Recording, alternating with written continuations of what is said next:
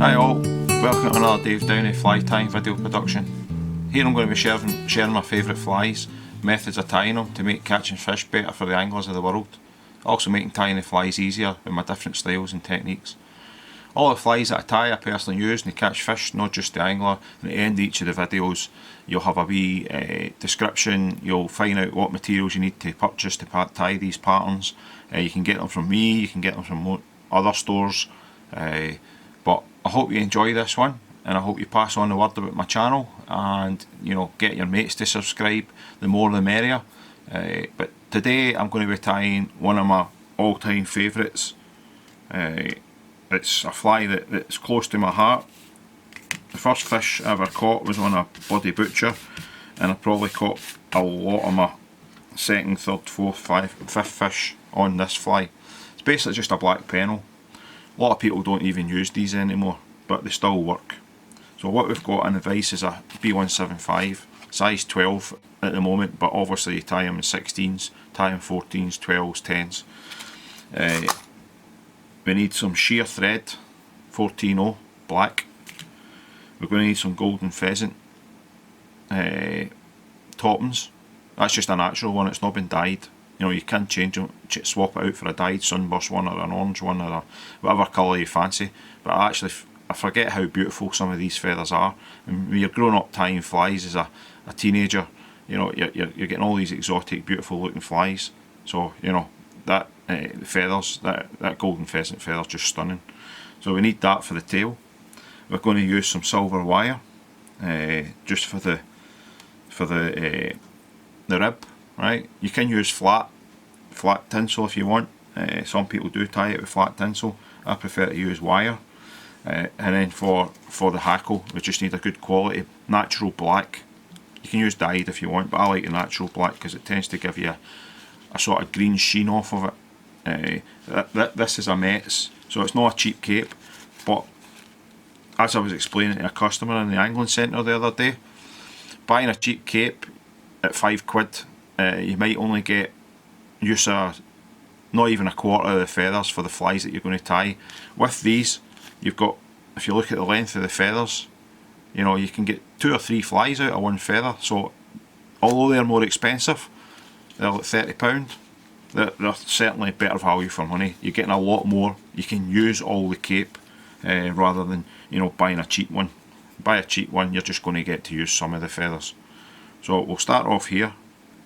What we're going to do is just start running the thread down. So we'll take the thread down to there, just before the bend. We don't want it going right down to the bend. Then I'm going to tie in the silver wire.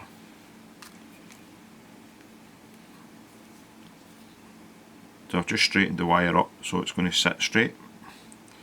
So we'll run the thread back up. This is a really simple fly. It's one of the first flies I learned to tie. It's basically a black spider with a tail and a rib, but the first fly I learned to tie was black spider. So take the thread back down, and then we want to tie in a little butt of silver wire. So that's 4 down, and then we're going to do a few back up. Right.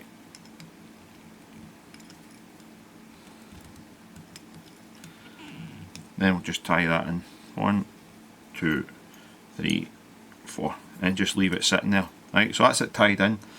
So the next thing we want is a gold pheasant topping. Now, there's no right and no wrong. You can have as many fibres as you want, or as little.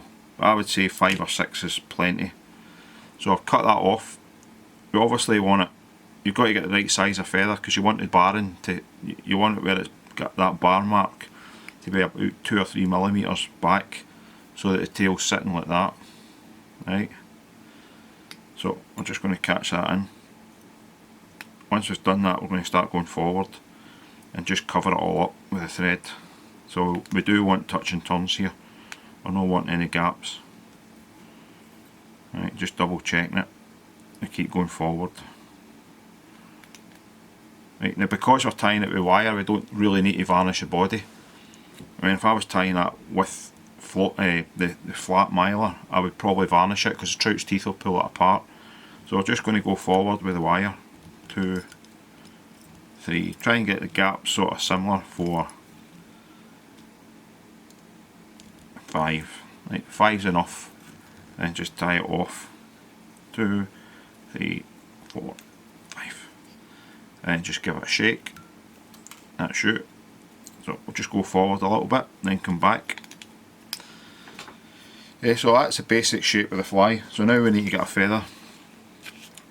Now we're looking for a feather that's going to go just past the barb. So before I pull it off, I'll do that, and I'll just measure it up. That one looks fine. Take that off. Now, what I was trying to explain earlier, look at the size of that feather. I only need a couple of tons of hackle on this, so that feather's going to do me at least another fly, if not 2. So I've stripped off the flue, concave, so the dull side of the feather's facing me. Catch it, 1, 2, 3, 4, 5, 6, 7, and then just trim that bit off. Okay. Get your hackle pliers. It says these hackle pliers here, the Stonfu ones, you can get them in any tackle shop. I do sell them as well. I just think they're the best value for money and the best hackle plier on the planet. It's just a case of, see that? So you just open it up and you've got that little notch that you catch a hackle with, and it just pulls it back down into the little cavity. So catch it in. 1. Then you can put your thumb in here, right, and it lets you spin it. Right. 1. Thumb or finger.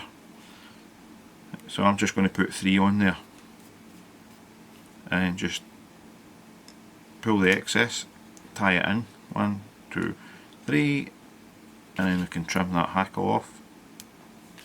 So there you go, we've still got enough to do at least one more fly there. So that's the benefit. With the cheaper capes, you're getting one fly for one feather, and you're only getting to use so many feathers. So honestly, it's not worth buying cheap. So just tidy the head up. Now there's different things you can do here. I'm just tying the traditional basic one.